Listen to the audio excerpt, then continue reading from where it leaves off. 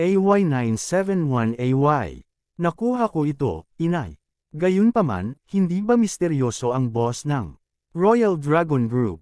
Pagkatapos ng lahat, napasikat niya ng mabilis ang mga ranggo sa lungsod ng langit. Ang boss ay dapat maging labis na pambihirang. Gayun din, mula sa narinig ko, ayaw niyang lumahok sa maraming mga okasyon. Napapaisip ako kung ang isang napakalakas na figure ay talagang nais na lumahok sa kaganapan ng aming pamilya sa una. Sagot ni Tulip. Sa aking pagbabalik sa bansa, narinig ko rin ang mga bagay tungkol sa Royal Dragon Group din. Sinabi ng mga alingawngaw na ang Royal Dragon Group ay nakapak na may labis na mabangis at matigas na mga subordinate. Sinabi din nila na ang pinuno ng pangkat ay isang napakabata na may sobrang malabo na pinagmulan. May malalaman ka pa ba tungkol sa kanila, inay? Panipi, tinanong ni Juliet na kanina pa rin ay naging mausisa. Pagkatapos ng lahat, isipin na ang boss ng Royal Dragon Group ay talagang nasa parehong edad na siya. Si Juliet ay lubos ding interesado na alamin kung ano talaga ang hitsura niya, pati na rin kung paano siya nakakuha ng napakahusay na kakayahan hanggang sa puntong ang mga tao ay kusang loob na nagsumite sa kanya.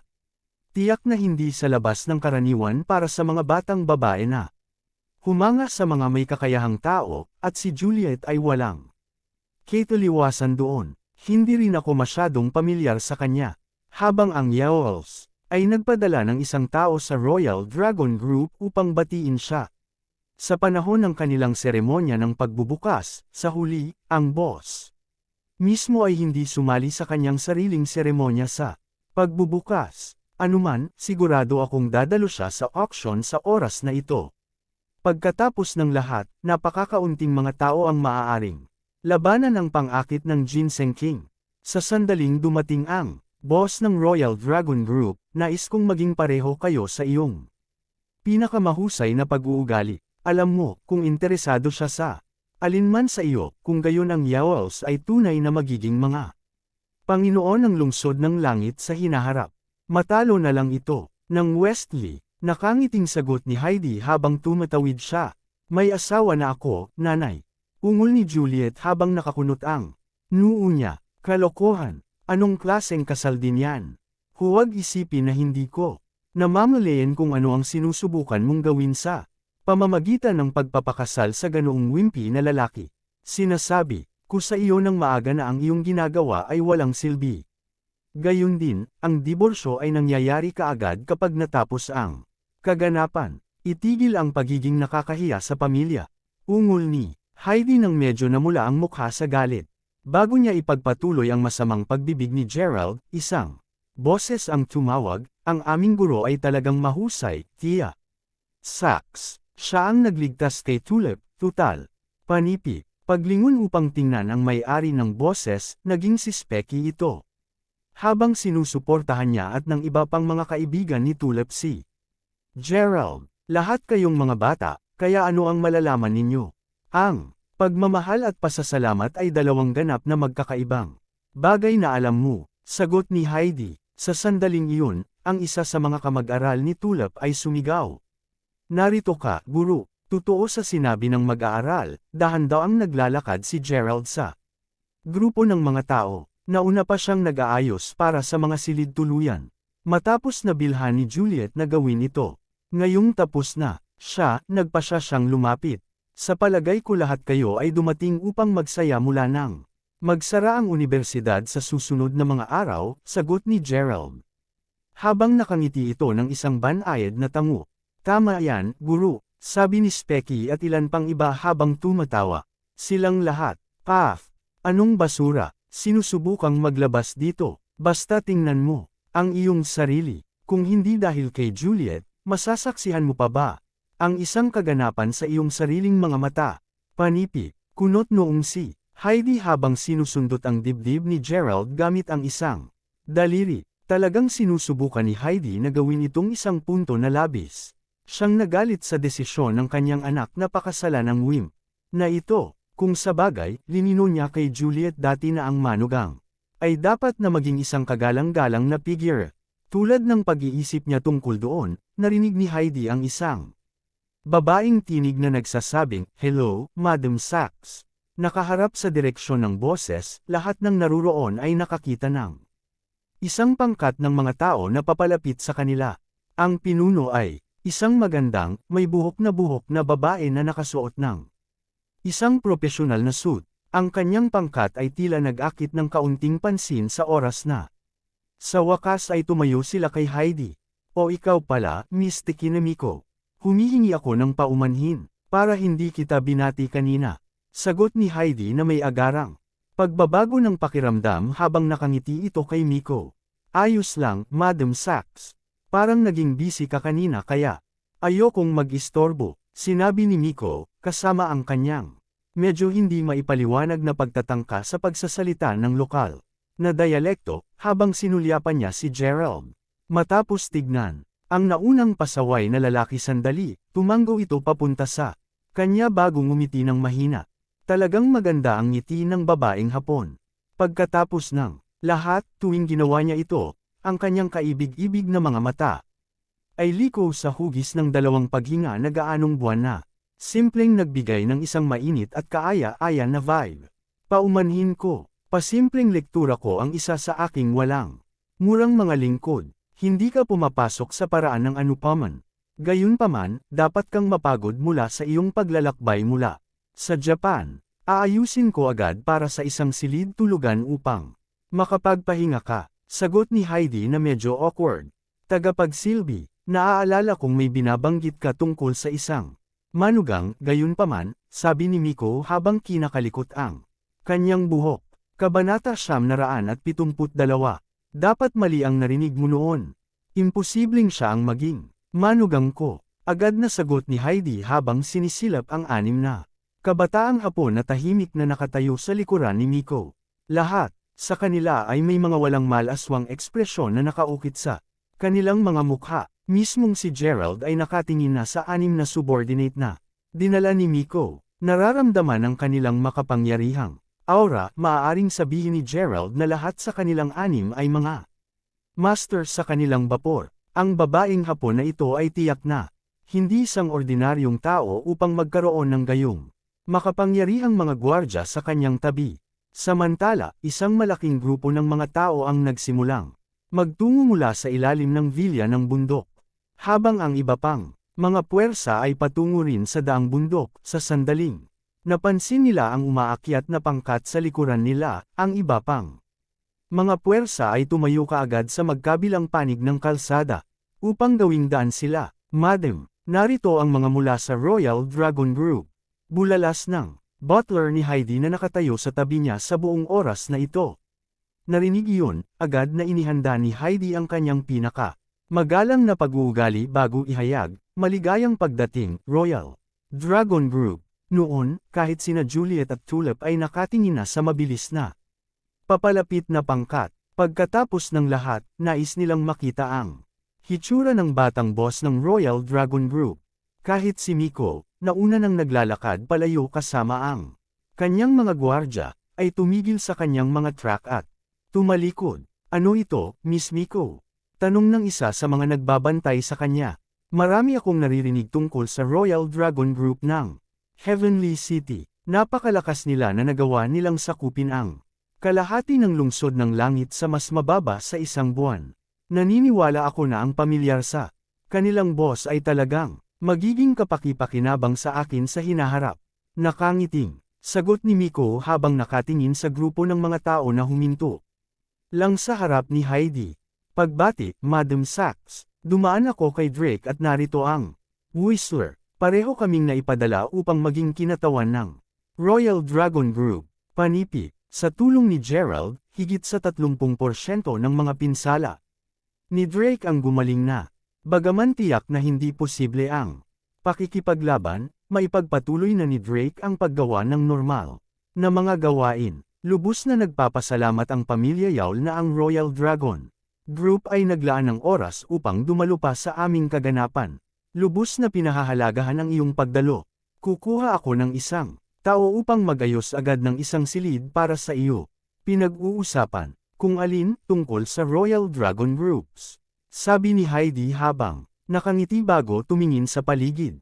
Maliwanag na nais niyang tanungin tungkol sa kanilang boss. Si Chairman Crawford ay kasalukuyang abala. Gayunpaman, tiyak na darating siya kahit medyo huli na. Sagot ni Drake, nakita ko, kaya ang kanyang apelyido ay Crawford. Sa totoo lang, ito ay para sa pinakamahusay kung siya ay dumating. Sabi ni Heidi, sa sandaling ang kanyang tingin ay bumagsak kay Gerald.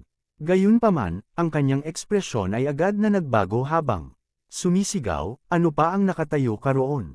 Bilasan mo at ayusin ang mga kwartong pambisita para sa mga VIP mula sa Royal Dragon Group at sa pamilya Tekina. Panipi, Roger, sagot ni Gerald na may banayad na tango. Matapos tingnan ng parehong Drake at Whistler, sinimulan niyang akayin ang parehong mga grupo sa kani-kanilang mga silid tulugan. Seryoso, ang mas pagtingin ko sa kanya ay mas nababahala ako. Paano ang isang tulad niya kahit nabuhay pa kung maraming iba? Pang mga natitirang mga tao sa planeta na ito. Ano pa, ang kanyang apelyido ay Crawford din kaya bakit may napakalaking pagkakaiba sa pagitan niya at ng kabilang partido?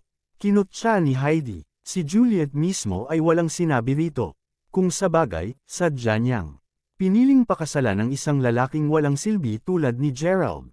Pinag-uusapan si Gerald kapag naayos na niya ang mga tirahan para kay Drake at sa kanyang mga tauhan, mabilis siyang nagbigay sa kanila ng mga bagong tagubilin.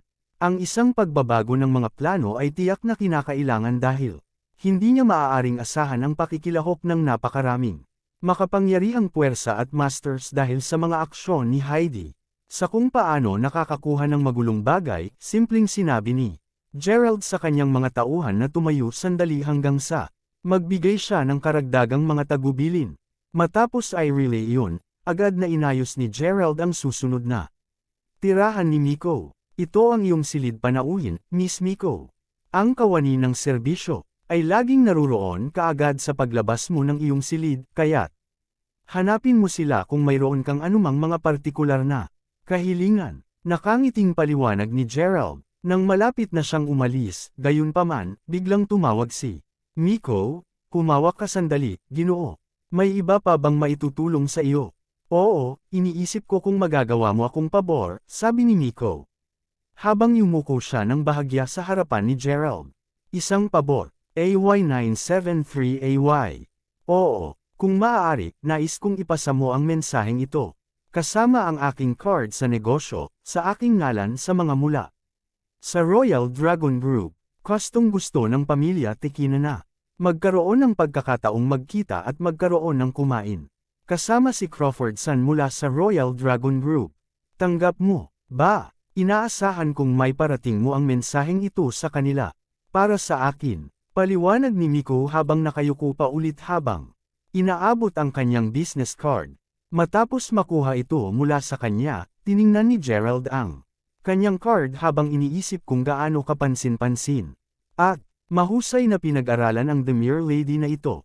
Gayunpaman, alam ni Gerald na marahil ito ay may kinalaman sa kung gaano kahigpit ang kulturang Hapon.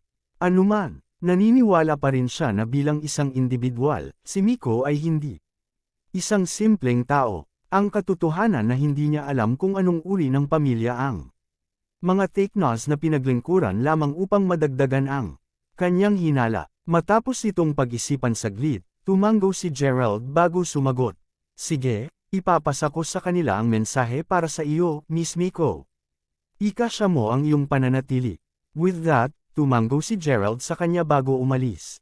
Sa sandaling bumalik siya sa labas, nakita niya na naghihintay pa rin si Heidi sa harap ng mga bundok.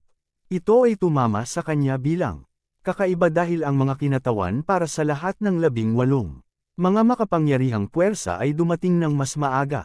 Malalaman ni Gerald dahil siya ang tumulong sa kanilang lahat na tumira. Sino ang hinihintay pa niya noon? Narito na ang lahat, ina, hindi ba dapat tayo umalis ngayon? Tanong ni Tulip. At sino ito ang nagsabi nito? May isa pang mahiwagang panauhin na hindi pa nagpapakita. Kailangan kong personal na matanggap ang panauhing ito, alam mo.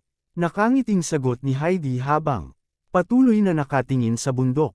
Oh, mayroon pa kaming isang bisita.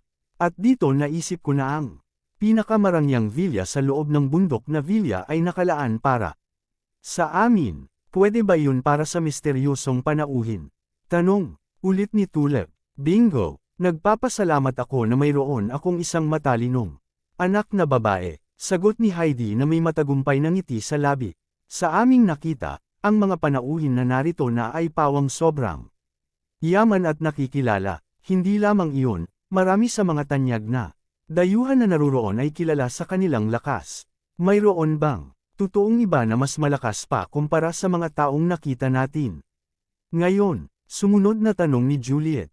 Pero syempre, mayroong palaging mas sikat at makapangyarihang mga tao doon. Nagsasalita tungkol sa aming kasalukuyang mga panauhin. Sa totoo lang, wala sa kanila ang malapit sa paghahambing sa kung gaano kalakas ang marangal na pamilya na ito. Panipi, nakilala ko lang ang taong ito nang nagkataon noong nasa country pa ako. Parehas siyang matikas at banayad, ang perpektong babaeng oriental na masasabi ng isa.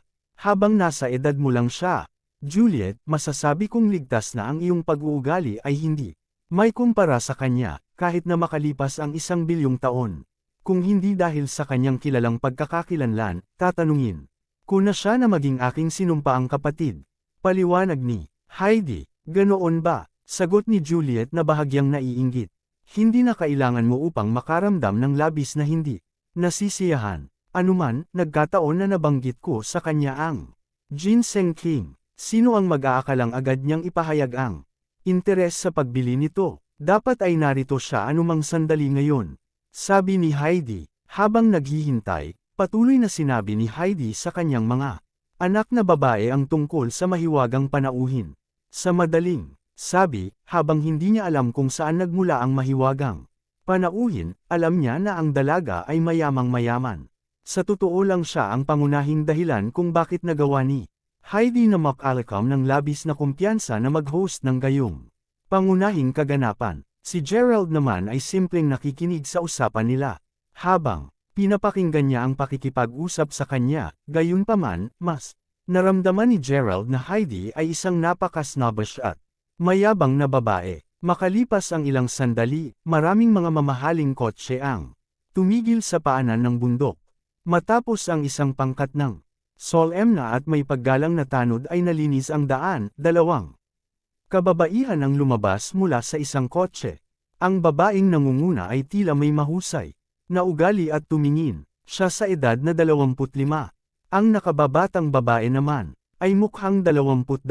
Nakakandado, pareho silang dahan-daw ang nagsimulang umakyat sa bundok habang si Heidi ay tawa ng tawa bago sinabi, narito na siya. Nang makita si Heidi na labis na nasa sabik, lumingon si Gerald at ang dalawang magkapatid sa mga kabataang babae na unti-unting lumalapit. Bahagyang pinilas ang mga mata, agad na napuno ng pagkamangha.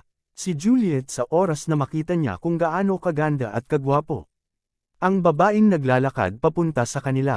Mismong si Gerald ay natagpuan ng kanyang mga eyelid na kumikibot. Sa pangalawa ay napagtanto niya kung sino ang dalawang babae. Lyra, Bea, ungol ni Gerald sa sarili habang pinipigilan ang pagnanasa na sumigaw sa gulat. Walang duda tungkol dito. Ang dalawang babae ay walang iba kundi ang kasintahan niyang si Lyra, at Bea, ang pinsan niyang kapatid. Ang mga kalalakihan na nakapaligid sa kanila ay natural na nagmula rin sa pamilya Crawford. Mahigit kalahating taon na ang nakalilipas mula nang huli silang magkita at hindi may kakaila ni Gerald na madalas na miss at naisip niya ang tungkol sa kanyang pamilya sa buong panahong iyon. Hindi niya talaga inaasahan na makakasalubong niya sila sa labas ng asul at dito ng lahat ng mga lugar. Kabanata 974. Bagaman labis na nasa sabik si Gerald, mabilis niyang pinakalma ang sarili. Habang alam ni Gerald na ang kanyang pamilya ay sa wakas ay nakakuha ng pahinga pagkatapos ng kanyang pagkawala ng matagal na ang nakaraan, alam din niya na hindi lamang siya maaaring magmadali sa pakikipag-ayos sa Crawfords. Ang kanyang proseso ng pag-iisip ay nasasandaling ang balita tungkol sa bagay na ito ay lumabas sa publiko, kung gayon ang lahat ng kanyang pagsisikap at pagsusumikap sa nagdaang ilang buwan ay masayang. Ang pundasyon na pinaghirapan niyang maitaguyod ay Madaling mapupuksa ng mga model nang nangyari iyon. Naiintindihan iyon, alam niya na hindi niya talaga kayang makipagkasundo sa kanyang pamilya. Matapos sumulyap kina Bea at Lyra sa huling pagkakataon, tumalikod siya at agad na umalis sa eksena. Sa wakas dumating ka na, Lyra. Hinihintay ko na dumating ka. Panipi, tuwang-tuwa na sabi ni Heidi. Matagal ka na siguro naghintay. Sagot ni Lyra na may banayad na ngiti sa labi. Ngayong nakatayo si Lyra sa harap nila, mismong si Juliet mismo ay nagsimulang maramdamang natakpan ng mas malapit na pagtingin sa batang babae na kasalukuyang nakikipagpalitan ng Maginoo na pagbati sa kanyang ina. Habang ginagawa nila ito, gayunpaman, nasulyapan ni Lyra ang isang figure na papasok sa isa pang silid. Para sa isang kakaibang dahilan, ang kanyang puso ay lumaktaw ng pintig sa sandaling makita siya. May bagay ba, hipag? Tanong ni Bea. Panipi tuldok. Hindi, wala talaga, sagot ni Lyra habang mabilis na umiling. Narito si Lyra ngayon mula nang mabalitaan niya kung gaano kahalaga ang ginseng king mula kay Dylan. Mula sa sinabi sa kanya ng kanyang ama, ang halaman ay napakahalaga at mahirap makuha. Kahit na ang mga Crawfords ay tila hinanap ito ng isang beses. Kahit na hindi nila talaga ito nahanap.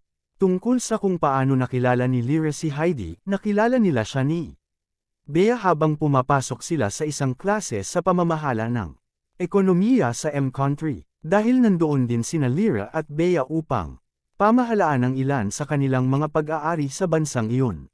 Nabunggo nila si Heidi minsan na nagresulta sa nalaman ni Lyra na nasa kamay niya ang ginseng king. Sa sandaling malaman niya ang tungkol dito, agad na iniulat ni Lyra ang bagay kay Dylan. Kasunod nito, bahagyang nag-atubili si Dylan habang iniutos sa kanya na bilhin ang ginseng king sa mga kamay ni Heidi, anuman ang gastos. Lahat ng huli ay humantong sa mga kaganapan sa ngayon. Hindi nagtagal, dumating ang gabi, at hindi kasama ang marangyang villa sa loob ng Longstone Mountain Villa, ang lahat ng iba pang mga silid ay napuno ng masasayang pag-awit at pagsayaw. Halos lahat ay umiinom at ipinagdiriwang ang gabing malayo mula nang ang bukas na auction ay pinapayagan ang mga tao mula sa lahat ng antas ng buhay na magtipon sa isang lugar.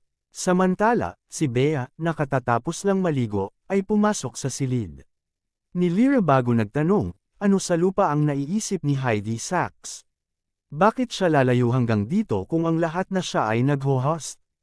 Ay isang bukas na auction. Kung ang perang hinahangad niya, bibigyan ko lamang siya ng isang blankong tseke at sabihin sa kanya na puna ng anumang halagang nais niya.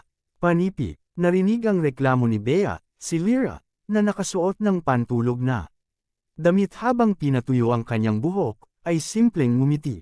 Bago sumagot, dapat mong malaman na sa paggawa nito, matatakot mo lang siya. Pagkatapos ng lahat, magtataka kaagad ang sinuman kung hindi ka makakabuti kung sasabihin mo lang sa kanila ng ganito bago bigyan sila ng isang blankong tseke.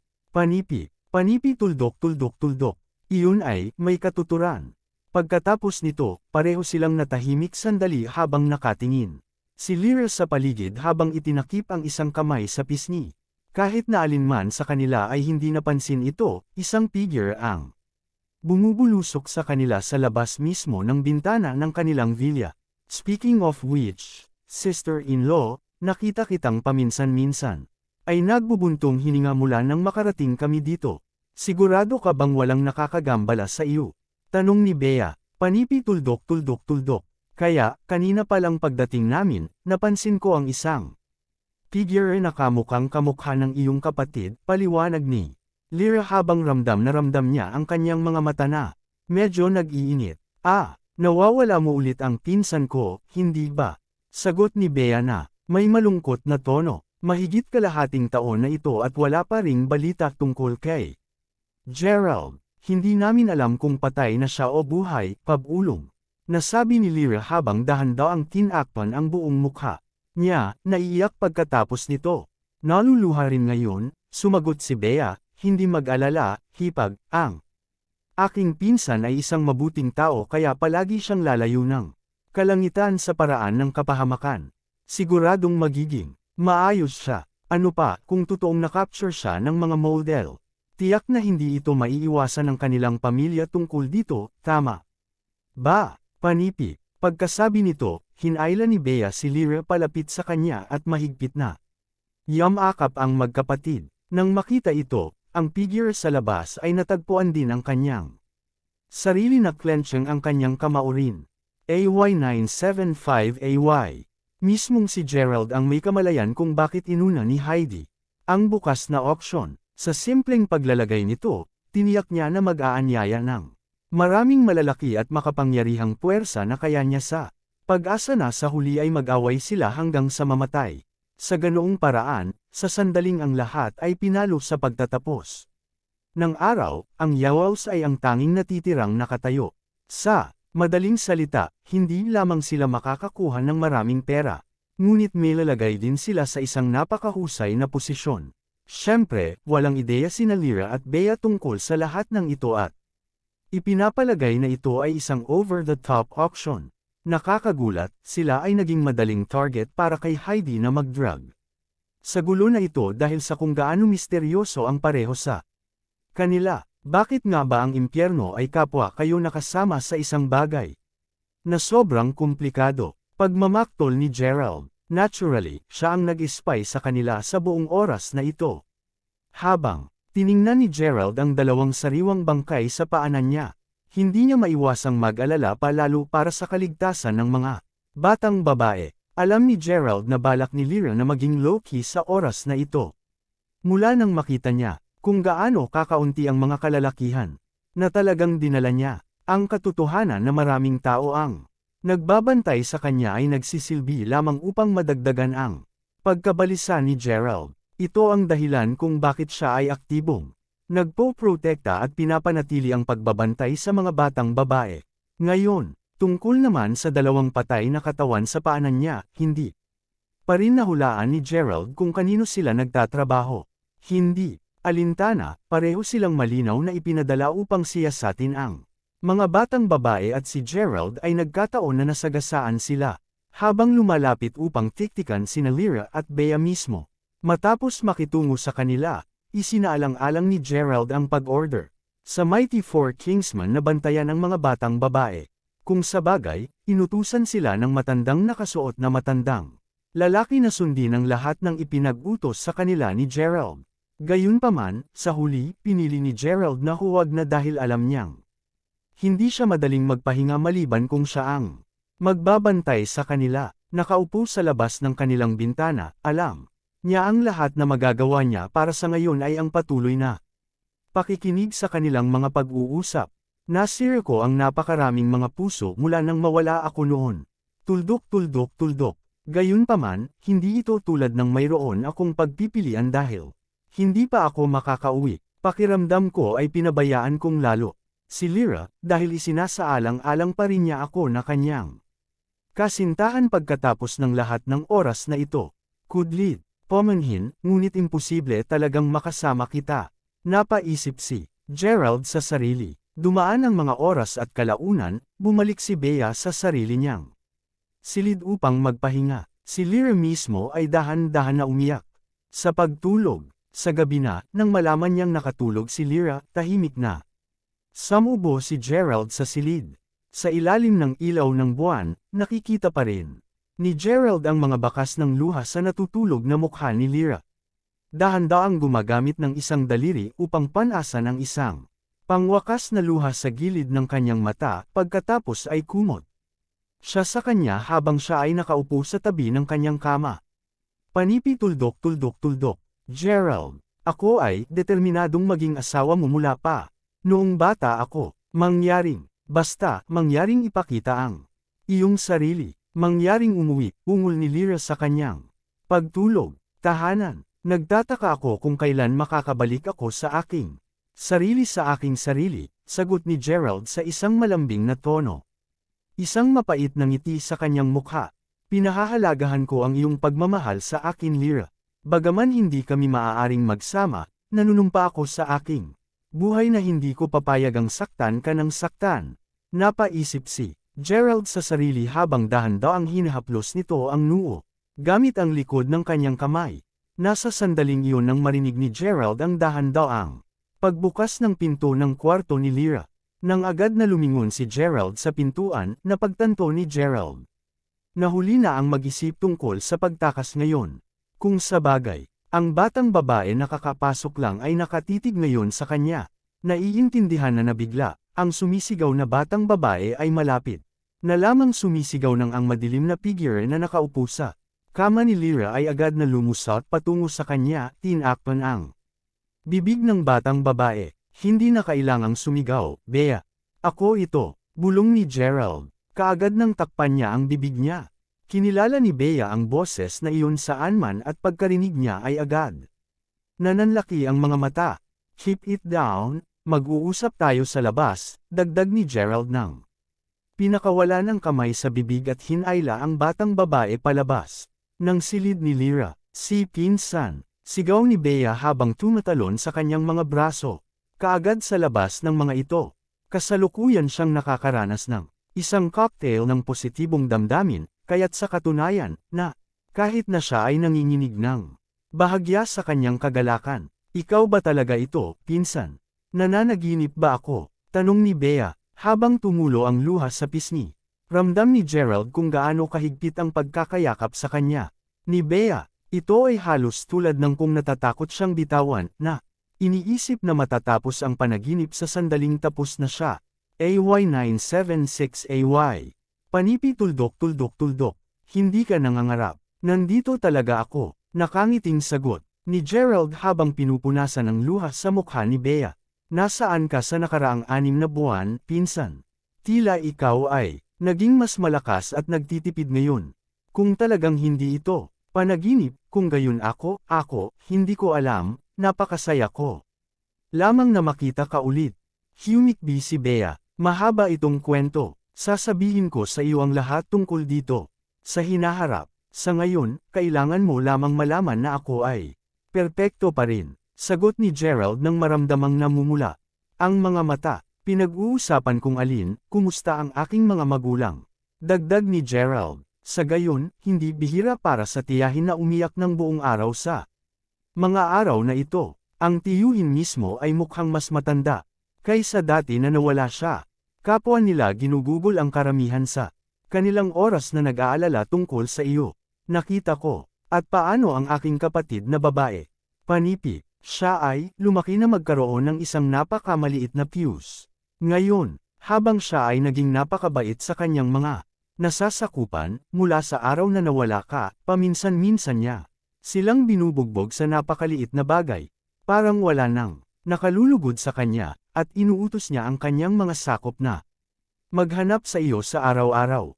Sagot ni Bea, narinig iyon, ramdam ni Gerald na tumulo ang luha sa pisngi niya. Nang makita iyon, pagkatapos ay nagpatuloy si Bea. Gayunpaman, mahusay na sa wakas ay nakabalik ka na ngayon. Pinsan, sigurado ako na ang lahat mula sa iyong pamilya ay masayang-masaya sa oras na malaman nila ang tungkol dito, lalo na si Lyra. Alam mo, patuloy siyang nawawala at iniisip tungkol sa iyo. Sa buong oras na ito, siya rin ang namamahala sa pag-alaga ng lahat ng mga gawain ng aming pamilya ngayon. Ang mahirap na batang babae ay lampas sa pagod at pagod ngayon. Panipi, gayunpaman, patuloy niyang pinipilit na siya ang mag-aalaga ng mabuti sa pamilya. Naging positibo siya na babalik ka isang araw. Ngayon narito ka, tiyak na magiging masaya siya kapag nalaman niya ang tungkol sa lahat ng ito. Sa katunayan, marahil ay dapat ko na siyang tawagan ngayon. Oo, at dapat ko ring tawagan ang tiyuhin. Dagdag ni Bea, pakiramdam na sobrang nasasabik na hindi niya sigurado kung ano ang dapat gawin muna. Humawak ka sandali, Bea. Mangyaring maunawaan na, nakikipagkito lang ako sa iyo ngayon dahil hindi ko na napigilan pa ang aking sarili. Bea, mangyaring ay pangako sa akin na hindi mo sasabihin sa kanino man tungkol sa kung ano ang nangyari ngayong gabi. Walang dapat malaman kung sino man tayo nagkita, sabi ni Gerald habang pinupunasan ang luha niya. Ha, bakit hindi, Pinsan? Tanong ni Bea, malinaw na naguluhan. Dahil sa kasalukuyan ako ay nasa isang kritikal na punto sa aking pakikipaglaban kay Court, matapos patayin ang pangatlong anak ni Court at itigil ang kanyang kapangyarihan sa lalawigan ng Salford. Lahat ay babagsak kung ang aking kinaroroonan o katayuan ay malantad. Sa pamamagitan noon, hindi lamang ang aking pamilya ay nagdusa ng isang napakalaking suntok, ngunit marahil ay hindi ko rin magagawang buhayin ito, naiintindihan mo ba? Bea, paliwanag ni Gerald. Ano, pinatay mo si Jet? Sagot ni Bea habang kinuyam ang bibig niya sa gulat. Pero narinig ko na si Jet ay inagaw ng isang misteryosong mas fair. Sa alam ko, naiisip pa niyang nawawala. Pagkatapos ng lahat, ang mga model ay frantically sinusubukan upang mahanap siya sa punto ng pagkabaliw mula noong araw na siya nawala. Mukhang hindi sila makakahanap ng mga pahiwatig tungkol sa kanyang kinaroroonan saan man. Sabi ni Bea, mas nagulat ngayon kaysa sa anuman. Sa gayon, tinitiyak kong wala kahit isang hibla ng kanyang buhok. Ang nanatili sa sandaling tapos ako sa kanya, namatay siya ng isang malinis na kamatayan, kaya't lubos akong nag-aalinlangan na mahanap siya ng mga model. Sagot ni Gerald na may mapait na ngiti sa labi. Gaano ka-eksaktong pumatay sa kanya, pinsan? Kahit na ang mga nangungunang Panginoon sa aming pamilya ay hindi tugma sa mga nasasakupan ni Jet, pabayaan mag-isa si Jet mismo. Panipi, basta alam na hindi talaga ako banta ni Jet. Anuman, seryoso ako, tungkol sa paggawa ng pangako. Walang dapat na malaman na nakita mo ako, naiintindihan. Gayun din, mangyaring tandaan na ang auction na iyong kasali ay lubhang mapanganib kaya kailangan mong maging alerto sa lahat ng oras. Kung may nadama kang hindi pangkaraniwang, ipaalam sa akin ang tungkol dito sa lalong madaling panahon. Palihim akong tutulong at magpapuprotekta sa inyong dalawa sa buong pamamalagi mo rito, sagot ni Gerald. Habang yakap niya ng mahigpit si Bea, nodding na may mabigat na puso, sinabi ni Bea na, o sige.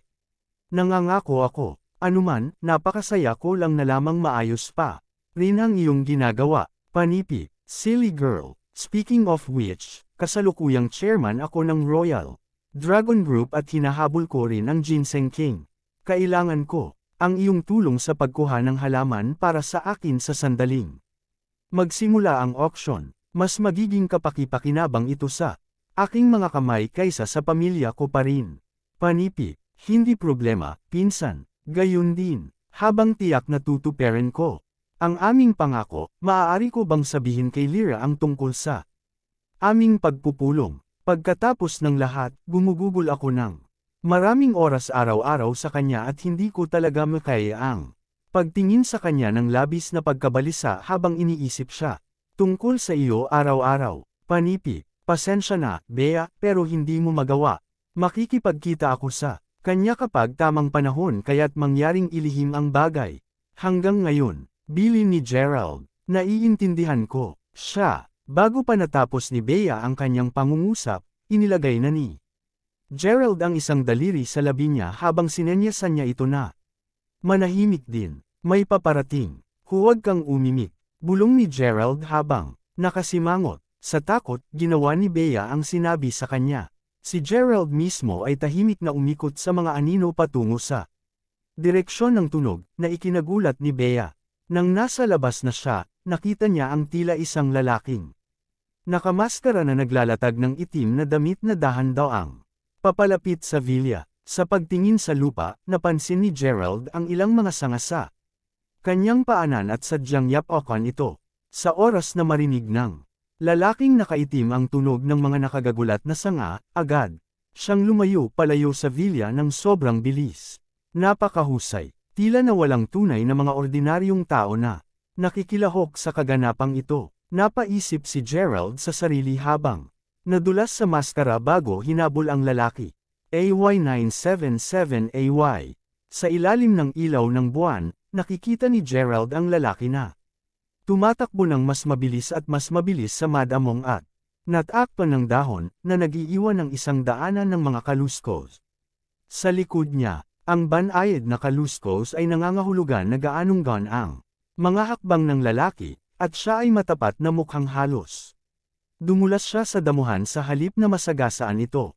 Habang kailangang aminin ni Gerald na ang lalaki na may itim na kasanayan ay pangunahin, mayroon pa ring isang malaking agwat sa pagitan ng lalaki at ng kanya. Sinusubukan mo pa ring makatakas. Napaisip si Gerald sa sarili. Habang naglalabas ng isang maliit na pangutya, pagkatapos ay sinipa ni Gerald ang isang sanga mula sa lupa na may dulo ng kanyang sapatos at, na may matinding katumpakan, pinitik niya ito gamit ang kanyang daliri, ipinapadala ito na lumilipad patungo sa tumatakbo na lalaki na parang si Gerald ay nagpaputok lamang ng isang arrow. Hindi nagtagal bago kumonekta ang sangay sa likuran ng lalaki. Lumilikha ng isang malakas na thud. Ang epekto ng sangay ay napakaganda na ang lalaking nakaitim ay natagpuan ang kanyang sarili na lumiligid sa lupa ng maraming beses hanggang sa huli ay gamulong siya sa dalasdis ng bundok.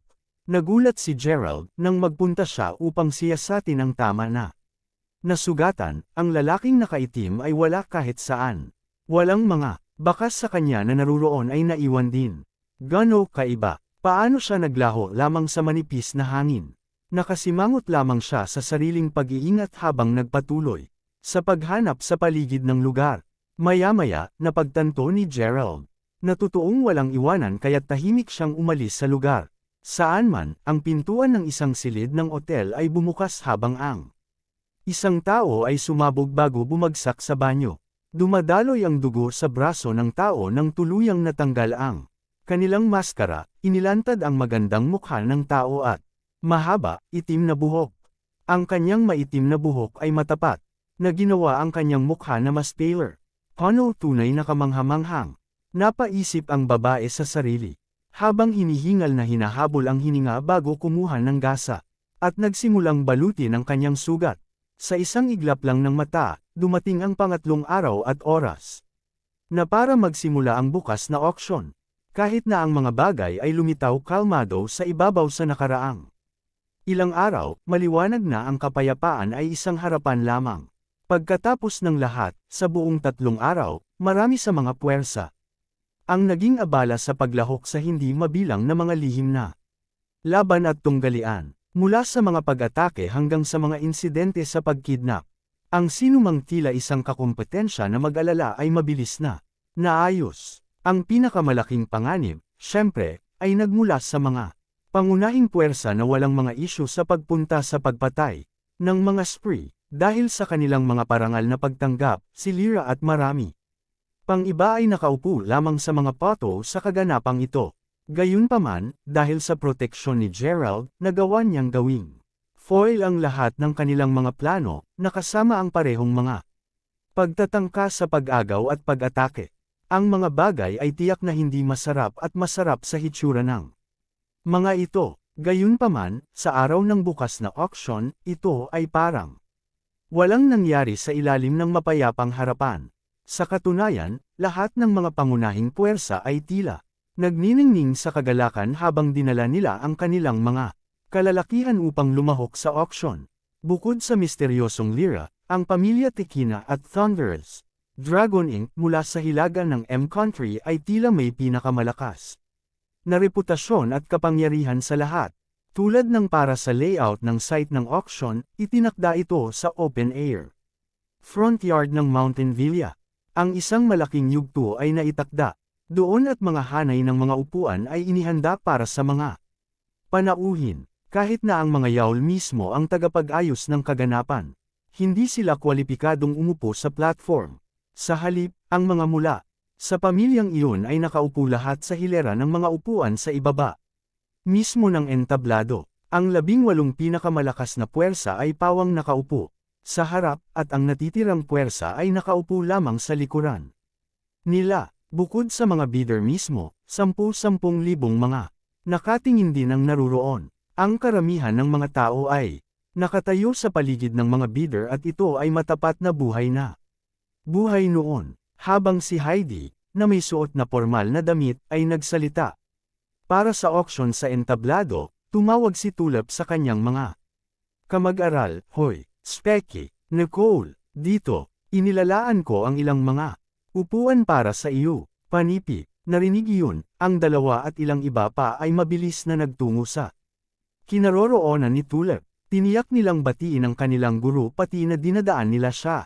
Bilang isang miyembro ng pamilya Yawl, natural na dumalo si Gerald sa kaganapan ngayon. Gayunpaman, pinili lamang niyang umupo sa isang sulok.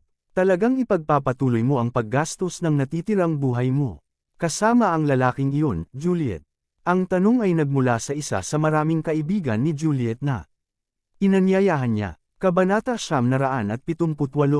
Ang mga batang babae mismo ay nakaupo sa tabi ni Juliet habang patuloy silang nakatingin kay Gerald na hindi lumipat mula sa kanyang sulok. Tama iyan. Oo naman, nakipaghiwalay ka sa nakaraang lalaki at totoo lang na mabuti. Gayunpaman, talagang hindi mo kailangang pahirapan ang iyong sarili sa pamamagitan ng pagiging kasama ng isang ito. Ibig kong sabihin, tingnan lamang ang lahat ng mga makapangyarihang at kagalang-galang na mga figure na narito. Ngayon, alam mo, napansin ko rin na marami sa mga gwapong lalaki dito ang nag-interes sa iyo. Panipi, oo, kaya't bakit hindi kumuha ng pagkakataon na tuluyang matanggal siya ngayon upang masimulan mong hanapin muli ang iyong totoong kaligayahan. Panipi, nakikinig sa kanyang mga kaibigan na sinusubukang akitin siya. Mismong si Juliet mismo ang nagsimulang mag-isip tungkol dito. Sa totoo lang, kung kinumbinsi siya ng kanyang mga kaibigan sa anumang iba pang araw, alam ni Juliet na ang kanyang desisyon na magpatuloy sa pekeng kasal ay hindi masisira kahit papaano. Pagkatapos ng lahat, tulad ng iminungkahi ng pangalan, ang kasal ay para lamang sa pagpapakita at alam na alam iyon ni Juliet. Gayunpaman, iba ang mga bagay ngayon.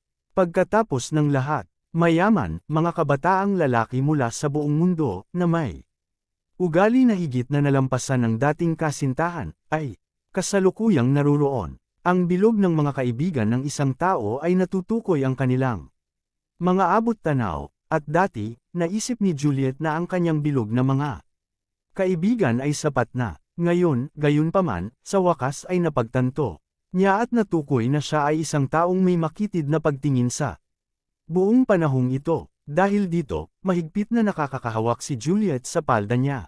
Pinagsisihan niya ito. Pinagsisihan niya ang kanyang sariling pagkagusto. Pinagsisisihan niya ang pagsasama rin namin ni Gerald. Kahit na ito ay simpleng pekeng kasal, lubos niyang pinagsisisihan ang kanyang mga ginawa. Alam mo, sa palagay ko na si G. Lockhart doon ay isang mahusay na panghuli. Tingnan lamang kung paano siya magsalita at kumilos. Sa pagitan mo at ko, lihim siyang sumusulyap sa iyo sa buong oras na ito. Tingin ko talaga na nahulog siya sa iyo. Kaya't mangyaring magkaroon ng kamalayan at sakupin ang pagkakataong ito upang hiwalayan na si Gerald. Panahon na upang magsimula kang maghanap muli ng iyong sariling kaligayahan. Panipi, habang ang mga kaibigan ni Juliet ay nagpatuloy sa paghimuksa kanya, ang isa sa kanila ay nagbuntong hininga bago sinabi, sige. Kung nahihiya ka nang ilabas ito kasama si Gerald, pagkatapos ay kakausapin ko siya tungkol dito sa iyong ngalan. Sa ganoong paraan, pareho kayong maaaring makapaghiwalay bukas. Kumusta naman, Panipi? Dahil sa tila hindi sumasang-ayon dito si Juliet, tinahimik siya ng kanyang mga kaibigan bilang pahintulot na gawin nila ito. Mabuti naman. Pupunta ako at sasabihin ko sa kanya ang tamang oras na ito, sinabi ng parehong batang babae mula noon habang ang iba niyang mga kaibigan ay nakangiti ng masaya na. Sa wakas ay natauhan si Juliet.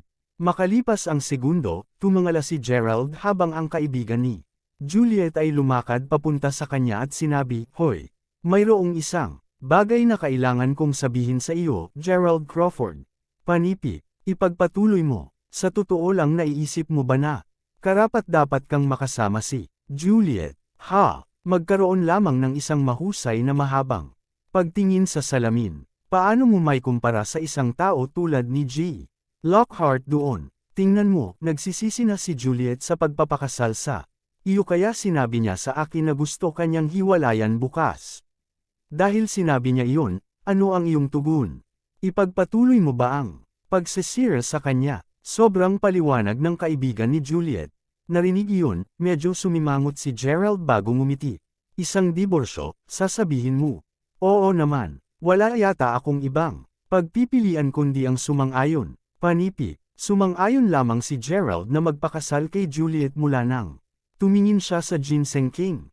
Kung nagawa niyang makuha ang kanyang mga kamay dito ngayon, Kung gayon ang pananatiling ikinasal sa kanya ay walang kabuluhan pa rin. Well, prangka iyon. Haha, natutuwa akong mayroon kang hindi bababa sa kamalayan ng iyong sariling katayuan.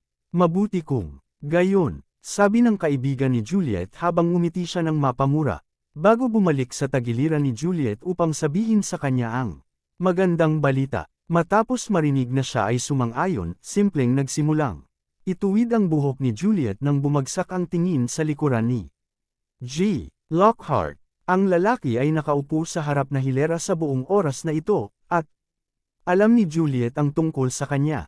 Gayunpaman, alam niya na siya ay labis na tanyag. Sa narinig, si G. Lockhart ay anak din ng isang mayamang negosyante mula sa Myanmar.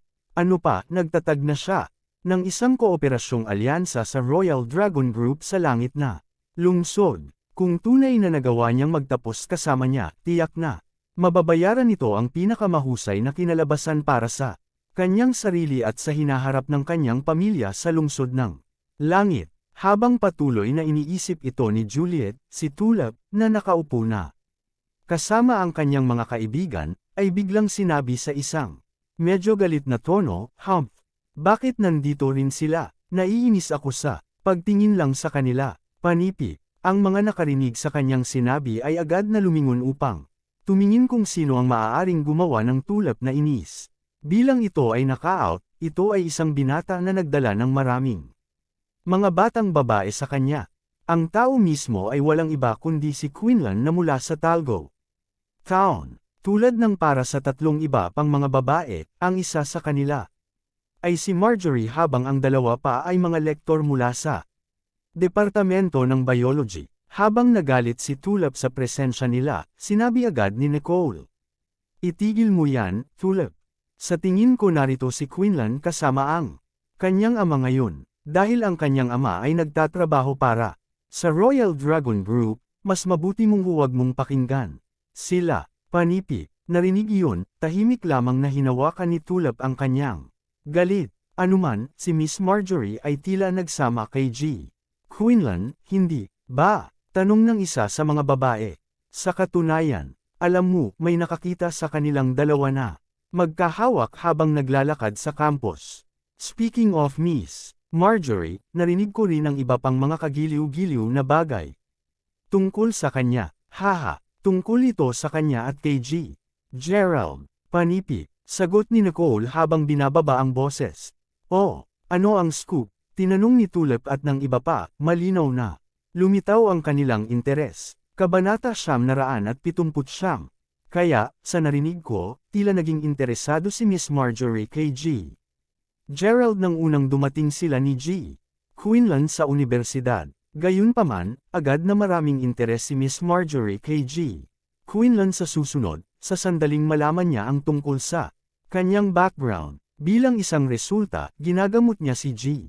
Gerald na tulad ng isang kumpletong estranghero mula noon. Panipi, paliwanag ni Nicole. Ha, napakasamang babae. Ano naman kaya ang mabuti sa kanya? Bamulong si Tulip, hindi nasiyahan.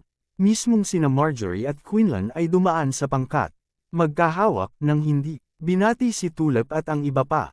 Kung sa bagay, nandito sila bilang mga panauhin ngayon sa halip na maging kanilang lektor. Sa patuloy nilang paglalakad, napansin ni Marjorie si Gerald na nakaupo pa rin sa parehong sulok. Nang una niyang malaman na ikinasal si Gerald sa panganay na binibini ng pamilyang Yawl ilang oras na ang nakakalipas, si Marjorie ay labis na nag-alala tungkol dito. Gayunpaman, hindi nagtagal ay pinakalma niya ang sarili nang mapagtanto na siya ay isang manugang lamang. Umiling siya na may isang mapusyaw na ngiti sa kanyang mukha. Pagkatapos ay lumingon si Marjorie upang tumingin mula sa kanya. Habang siya at si Quinlan ay naglalakad, hindi siya obligado na batiin ang manugang na lalaki ng Yawl sa isang araw na katulad nito. Hindi nagtagal bago ang lahat ay makaupo at ang auction ay nagsimulang magpatuloy sa isang maayos na pamamaraan. Sa sandaling ang Ginseng King ay lumitaw, ang isang maliit na pagtaas ng kaguluhan ay maaaring napansin mula sa madla habang ang mga mata ng lahat ay naiilawan habang tinitingnan ang maalamat na halamang gamot na ipinapakita sa loob ng isang gabinete ng baso. Si Gerald mismo ay hindi mapigil ang tumingin ng maraming sulyap. Sa hari ng ginseng, ang reiki ng Ginseng King ay napakahimok. Malinaw mula sa isang solong pagsulyap na tunay na may kakayahang palakasin at baguhin ang katawan ng isang tao. Napaisip si Gerald sa sarili bago bumantong hininga. Noon, nagsimulang maging balisa at walang pasensya si Gerald. Hindi rin siya nag-iisa. Tulad ng iba, totoong hinahangad ni Gerald na mahuli lamang niya ang Ginseng King ngayon at maiuwi ito sa kanya. Ang Ginseng King ay isang hindi mabibili ng salapi na hiyas. Hindi alintana kung gaano ito kamahal. Ako, si Tito Mahone, ang magiging isa upang ibalik ito sa akin ngayon. Ang sinumang magpasya na labanan iyon ay agad na magpapahiwatig na tumanggi. Kang bigyan ako ng anumang mukha. Sigaw ng isang nasa edad na lalaki na wala sa asol. Ay nako, anong pagkakataon? Nagkataon lamang na ibabalik ko ito sa akin. Gumanti ng ibang lakas. Hinahamon mo ba ako? Naniniwala ka ba na may kakayahan akong tiyakin na hindi mo may iwan ang buhay na lungsod sa langit? Panipi, parang hindi malamang sa akin. Habang nagpatuloy ang pagtatalo ng parehong puwersa, tila may nalalapit na isang away. Gayunpaman, bago mangyari ang anumang bagay, ang isang binata na lumitaw na nagmula sa M-Country ay tumungtong sa entablado. Bago sabihin, hindi ba kayo masyadong naiinip, mga Ginoo? Tayo'y maging totoo dito, ang bawat nakaupo sa harap na hilera ay marahil ay mayaman. Dahil doon, gaano man kataas ang pagbid namin para sa Ginseng King, sa huli, magiging ganap pa rin itong walang silbi. Sa makatuwid, walang silbi para sa inyong dalawa na magsimulang mag-away ngayon. Panipi, dahil nagsasalita ng Ingles ang binata, ipinaliwanag ng kanyang pandiwang tagasalin kung ano ang sinasabi niya sa bawat salita. Ha, sino sa tingin mo kahit sino ka, asul na mata na batang lalaki? Ano ang iminumungkahi mong dapat nating gawin pagkatapos? Panipi, sigaw ni Mahone bilang ganti.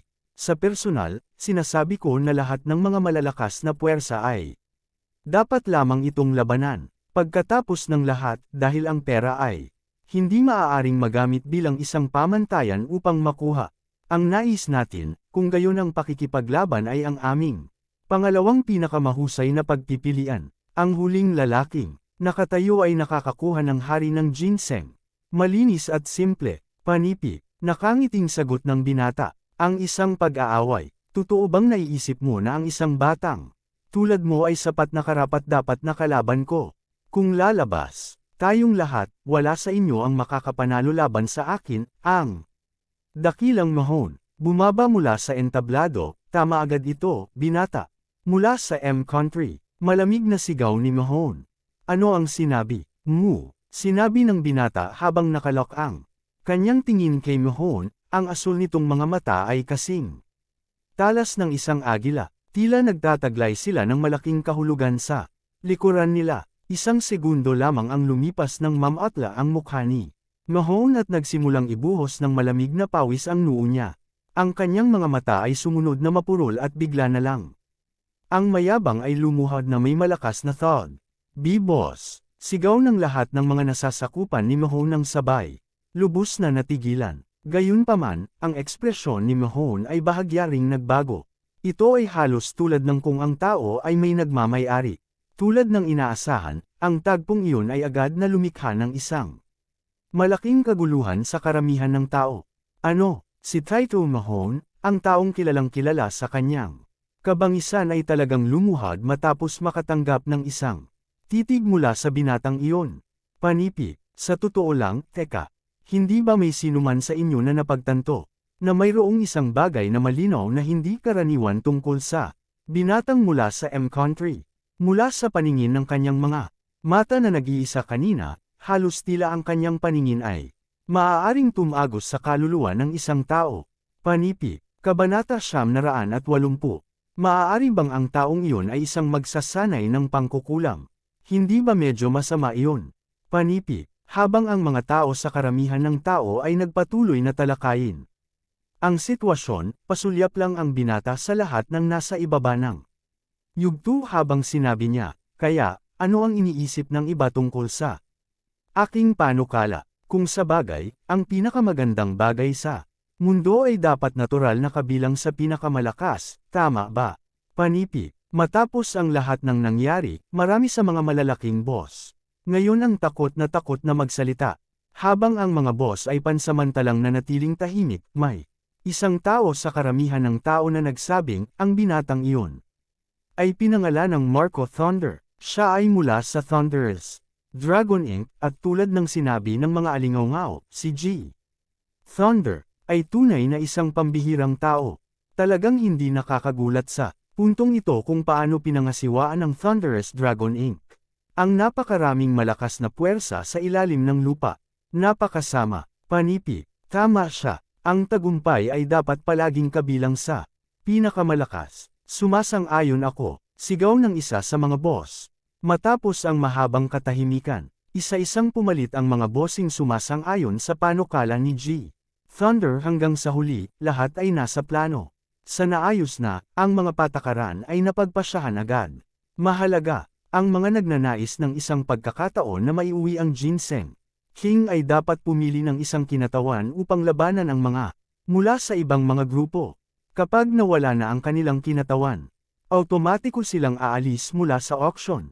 Paano nila nagawa ito? Ungol ni Lyra na nakaupo sa harap ng buong oras na ito, kinakabahan. Ang kanyang nerbiyos ay ginagarantiyahan dahil hindi talaga niya pinagsama ang anumang mga martial artist masters kasama niya sa oras na ito.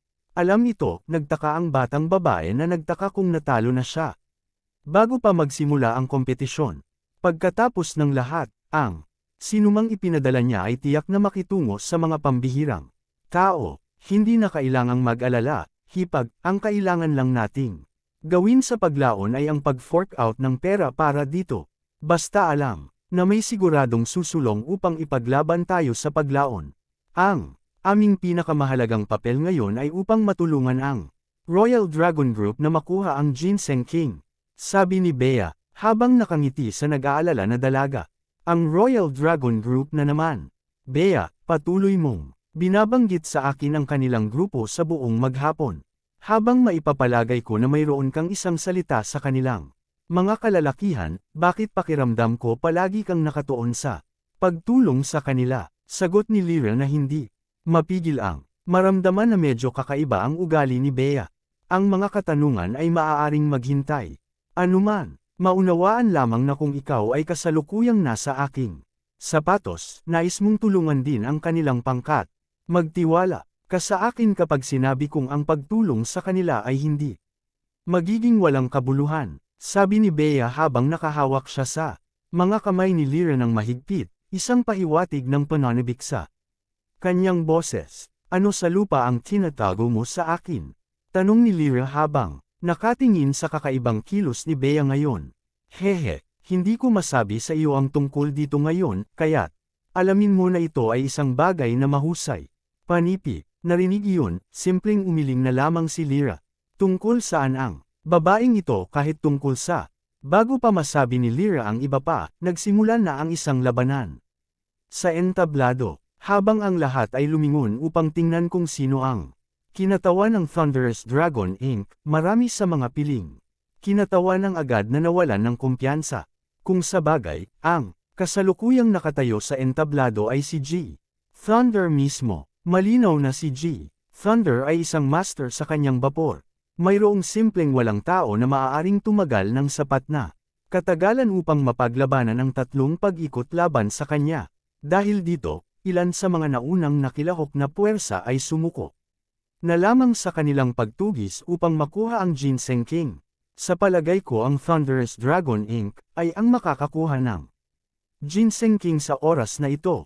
Habang nagpapatuloy ang mga pag-aaway, sinimulang talakayin ni Tulip at iba pa ang bagay na ito. Ang pahayag ay hindi rin walang batayan. Pagkatapos ng lahat, ilan sa mas malaki at mas malakas na puwersa ay natalo na sa puntong ito at marami sa mga maliliit ang pinili lamang na sumuko sa halaman. Samantala, si G. Thunder mismo ay nasa entablado habang itinapon niya ang isang letigo sa paa, na agad na nagresulta sa isang malakas at matipuno na lalaki na sinipa sa entablado. Habang pinupuno ng Hangin ang mga sigaw, ang lalaking sinipa ay nakahiga na sa lupa. Walang malay habang lumalabas ang bula mula sa kanyang bibig. May isa pa, ang Sven Westmore Group ay talagang hindi tumatagal. Nang isang pagkakataon nang wala si Sven mismo, sila ang dapat na, ang huling puwersa na maaaring magkaroon ng isang pagkakataon. Laban kay G. Thunder, di ba? Sinabi ng isang tao mula sa loob ng karamihan ng tao, Bush Asterisk T. Ni ang Royal Dragon Group o ang pamilya Tekina ay hindi nagpadala ng kanilang mga kinatawan. Sigaw ng ibang tao, narinig iyon, isang binata na nakaupo sa tabi ni Miko sa buong oras. Na ito ay nagtanong na may malamig na ekspresyon sa mukha, Miss Miko, dapat ba tayong? Si Miko mismo, na sa oras na iyon, ay may pagkapuot at maislan. Ang kanyang mukha ay lumingon upang tingnan ng mga tao mula sa Royal Dragon Group na nakaupo malapit sa kanila. Sa pakiramdam na hindi nila nilalayo na gumawa ng anumang aksyon para sa ngayon, tumango lang siya bago sinabi, subukang pigilin ang iyong sarili hanggat maaari kapag nasa entablado ka na. Hindi na kailangang subukan ng husto. Kung sa bagay, kailangan lang nating talunin ang Thunderous Dragon Inc. Panipi. Pagkasabi nito, ngumiti siya bago muling sumulyap sa mga mula sa Royal Dragon Group. Matapat niyang hinihintay ang kanilang aksyon mula sa simula pa. Lamang, nais ni Miko na makita mismo kung anong uri ng kapangyarihan ang tinataglay ng pinakamalakas at pinakamalakas na puwersa sa langit ng lungsod. Talagang sumuko na ba sila? Hindi mapigilan ni Miko na makaramdam ng bahagyang pagkabigo sa kanilang hindi pagkilos. Naiintindihan, sagot nito habang bumangon siya ng tango. Hanggang dito na lang muna ang ating kwento. Maraming salamat sa pakikinig. Huwag kalimutan mag-like, share, subscribe at i-comment ang inyong reaksyon sa ating kwento.